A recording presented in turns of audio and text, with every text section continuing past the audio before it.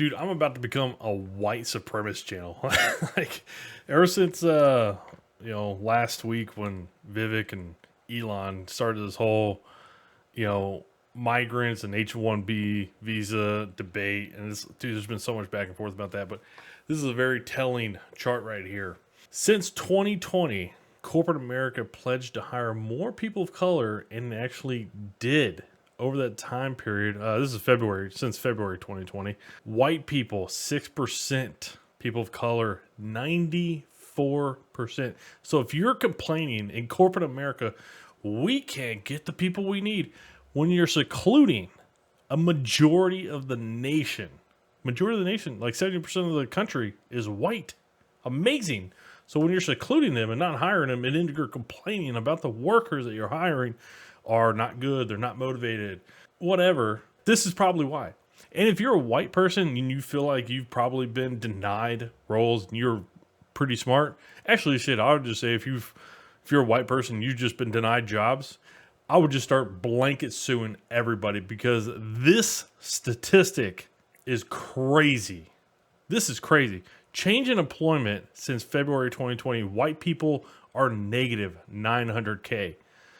Hispanics are up 2 million, blacks up 770K, Asians up 880K, all workers up 4 million. This is freaking ridiculous, man. And this is a mega thread that this person, Robert Sterling, put together, and it's pretty long and extensive. I can leave a link down below, but it's very interesting to kind of see all the different basically H-1B data that he pulled. This is from straight U.S. Department of Labor website, and he breaks it down a lot of different ways. And there's supposed to be a cap, an annual cap of H-1B visa limits of 85,000. And you notice, we're definitely been exceeding that. So yeah, not even just illegals just walking across the border. It's also just pure exploitation of the H-1B visa program. And this is something that, one of the things that, people are talking about as far as, Make America Great Again. And basically the whole Make America Great Again argument comes down to really one of two things. Is it Make America Great Again, or is it Make Americans Great Again? That's a difference. And all these rich business owning billionaires, they don't give a shit about what worker they hire. They want the cheapest worker to do whatever they can. And they say constantly, say, oh, but we need the best and brightest. They always say that we need to make sure we're bringing in the best and brightest. Well, we've already seen how many people they're actually bringing in. Are they the best and brightest? Well, if they're the best and brightest, you would pay them the top dollar, not mid-tier and lower. The majority of people keep making less, or they're not making as much. So you would think it would be weighted to the higher end, because you're bringing in the best and brightest. And you say, okay, well, what kind of jobs are they bringing in? A lot of software developer for applications, software developers. These are the two main categories that he kind of figured out, or kind of categorized. I don't know what the difference between software developer applications and software developers is. I don't know. And then computer system analyst. But it's basically just coders. Most of them are coders. And it's like, we are the original coding country. So you're telling me this country can't find people to code? And what companies are the ones that are most likely using and abusing the system as much? Cognizant Technology Solutions U.S. Corp is top. Now, what you're going to find among a lot of the top ones, they are job application, job placement type companies. You also have Google, E&Y, Ernst & Young. They're a big four accounting firm. Amazon.com, Microsoft, Infosys, Tata Consulting Services, Apple, Accenture. There you go. So those are some of the top ones. And if you're bringing in the top talent across any different field, you would think you'd be paying them above what would be like the average or the median pay. But you can see here, median pay in this section here, this column, and then you got H-1B visa pay over here. And this is the difference. So you can see the difference. They're all negative except for two spots. One is basically flat project manager. I mean, basically even. And then this spot right here, data scientist. They actually pay them a little bit more. I mean, okay. But just about everything else. Okay, hardware engineer. Here's another one. Hardware engineer, about 7% more there as well. If you're bringing in so many, why do you pay them less? You're not obviously now you're not bringing in the top talent because they would be getting top pay. And I really love this post here. So I'm going to read this caption in it's Japanese. So basically, a Japanese man visits a factory in India, says he can't believe it took an entire day for a group of Indians to do a job a Japanese person could do in less than an hour. He says that most Indians are stupid, as the solution was to pull the wires with the vehicle behind them. So I'm guessing they're pulling some wires through some conduit or, over some rafting or something like that. But you got the fork right behind them. Like just about anybody would know, hey, let's just use that and drag it away. And that thing probably has a lot more power than these 6 dudes just yanking on it. But the top comment back to this post was from this confirming bias. The reason why I'm reading this one comment is it had a lot of likes, a lot of impressions. I work with Japanese and Indians all the time in my network engineering job. Japanese people are the worst to deal with, and they are the most efficient. Indians are the second worst to deal with, and they are the least efficient. There's a difference there, right? I'm much more willing to tolerate the worst person to deal with if they get the job done very efficiently. But why would I deal and tolerate the second worst when they're least efficient? They're least efficient. Why would we continue to bring in people? And the reason why Indians is kind of the thing that that people are talking about is because that's where so many people are getting hired from, as far as like the H-1B visas.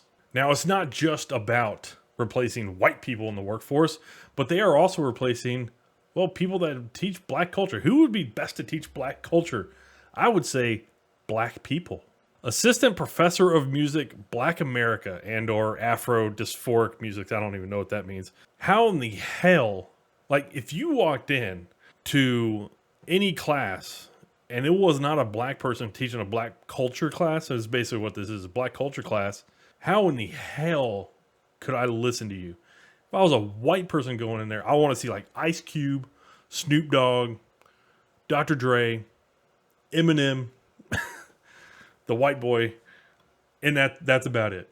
Not too many other people than that. And this is also on that H-1B visa, application website or whatever. But look at this list. I mean, there's obvious exploitation going on here because it's a bunch of assistant. It's a bunch of assistant.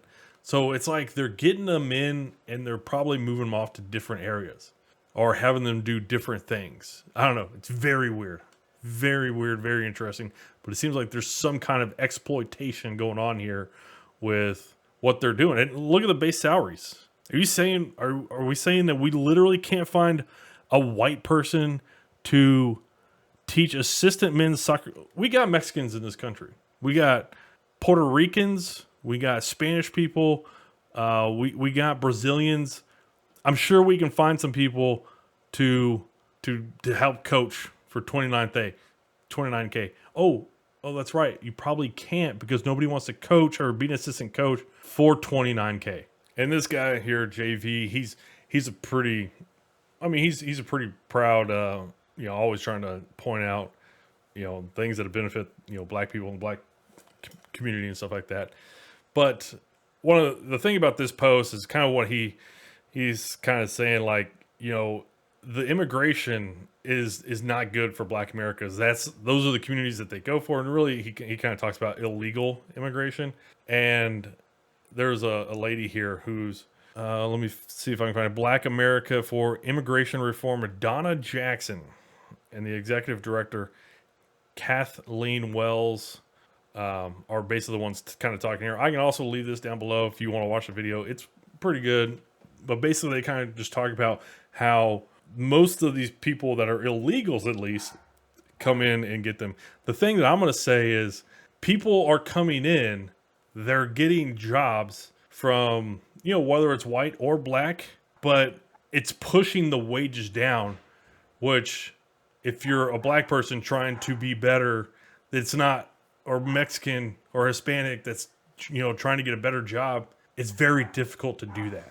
And it's also making all the services that you use, housing, healthcare, government funding, all those things are getting harder to get, right? You know, housing's going up, healthcare is getting more expensive, but your job isn't paying you more or paying less, or you're having to get a less paying job. And then this piece of shit here the other day, kind of like some of the stuff he shows, but this guy, Konstantin Kistin, he's the one that runs the Trigger Pod. Now that Elon and Vivek and others have come across the woke right, interesting, it's helpful to once again lay out the basics. I didn't even know what the woke right was, but I had to get mansplained about what the woke right was. The woke right is a section of the right which, like the woke left, believes in racism for the right reasons, has a conspiracy about how the world is systematically and institutionally against them, and happily uses the tactics of mobbing, cancellation, and other woke tactics to attack their opponents. They don't believe in discussing views and ideas, only in winning. It's basically like Black Lives Matter for white people. Here's the great part about this entire post that he made. You lost it all right here. You literally were saying, hey, it's the woke right, blah, blah, blah, blah, blah. And then you ended up by saying, white people are racist. And that is not what's going on, okay? There was a larger shift into MAGA this last election cycle in the U.S. among minorities than there have been in the past several election cycles. That is not white people, just white people. So keep your fucking shitty British country who's now like half Middle East. Y'all stay over there and fix your own damn problems if you can. And like I said in a video I made the other day, we need to just get rid of immigration. All of it. Ban it all. Because you're saying, oh, but we'll just allow in student visas. I'm kind of okay with that, but I'm still not, because that's Americans that should be getting educated, not foreigners. And this post here by Steve Bannon and the Bannon's War Room, this is basically what he says, but you know, you can watch the video if you want. I can leave this down below. Bannon, the real rot is in engineering schools. Instead of admitting American citizens, blacks, Hispanics, and the white working class, they prioritize foreign students who will pay full freight, funding professors' salaries and pensions. The whole system is a scam. And this goes back to something I realized about 10 years ago. Maybe not quite 10 years ago, but 8-10 years ago. I noticed a lot of these state-funded schools, they would max out. Most of them, most state-funded schools, they have an allotment. They have to meet a certain limit, like 60% of their student base has to be from within the state. Has to be, okay? Here's the thing. That other 40% can come from anywhere outside the state. What I started noticing was that there was a lot more people coming from other states. I decided to go ahead and just look this up real quick. The average college tuition in the U.S. is $9,750 for in-state students and $28,297 for out-of-state students at public four-year institutions. Wonder why universities, they try to max out the out-of-state tuition students as much as possible. It's like, we're going to get to our in-state cap and then no more. Like, that's it. Now we're just taking purely out of state because that's where the money's at. And what's real interesting as far as the immigrant, I was just kind of reading about this. I just came across this information, is that illegal undocumented immigrants can basically apply for in-state tuition. So if you're an immigrant, if you're illegal, well, shit. I mean, I'm illegal. There's nothing to say I'm tied to any one state or not. I can just go to any state and get in-state tuition. So even though I might have been living in Texas the past 4 years, and this applies to many states, not just all 50. I think it's like 17. Texas is definitely one of them, which now I'm a little agitated about that. But you could be living in Texas as an illegal, working for the past 3 years or whatever, and then it's like, oh yeah, I want to go to school in Arizona. I can go to Arizona and I can get in-state tuition rather than a natural-born American citizen who tries to go to Arizona. They have to pay out-of-state tuition. Much more expensive. So yeah, all this talk about immigration is a fucking scam. All it does is it takes jobs away from people in the country, and all it really is doing is suppressing wages at the lower end, middle and lower end, and it's allowing billionaires to make more bank. That's it. That's all it is.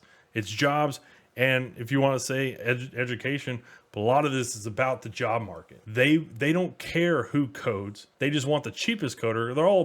I mean, basically everybody's the same as coding.